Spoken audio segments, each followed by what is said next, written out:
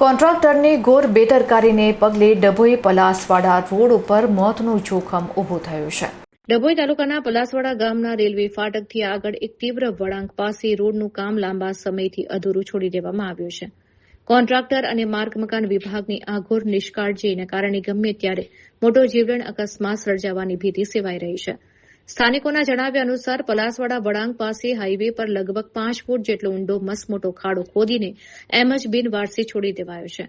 વડોદરાથી ડભોઈ સુધીના સમગ્ર હાઇવે પર ઠેર ઠેર આવી જ રીતે અધૂરી કામગીરી અને ખાડાઓનું સામ્રાજ્ય જોવા મળી રહ્યું છે.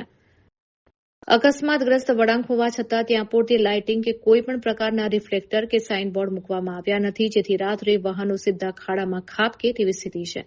આ માર્ગ પરથી રોજ સ્ટેચ્યુ ઓફ યુનિટી જતા દેશ વિદેશના હજારો પ્રવાસીઓ ઉપરાંત ચાણોદ, કરનાળી, પોઈચા અને રાજપીપળા જતા શ્રદ્ધાળુઓ પસાર થાય છે. ગુજરાતના પ્રવાસન ઉદ્યોગની કરોડરજ્જુ સમાન આ મુખ્ય હાઇવેની આવી દયનીય સ્થિતિ જોઈને સ્થાનિકો અને મુસાફરોમાં ભારે આક્રોશ છે. જનતા સવાલ ઉઠાવી રહી છે કે શું વહીવટીતંત્ર કોઈ મોટી હોનારત કે માસૂમનો જીવ જવાની રાહ જોઈ રહ્યું છે? કોન્ટ્રાક્ટર અને અધિકારીઓની મિલીભગત સામે આંગળી ચીંધાઈ રહી છે, ત્યારે ઊંઘતું તંત્ર વહેલી તકે જાગીને આ જોખમી ખાડો પૂરે અને રોડનું કામ પૂર્ણ કરે તે અત્યંત જરૂરી બન્યું છે.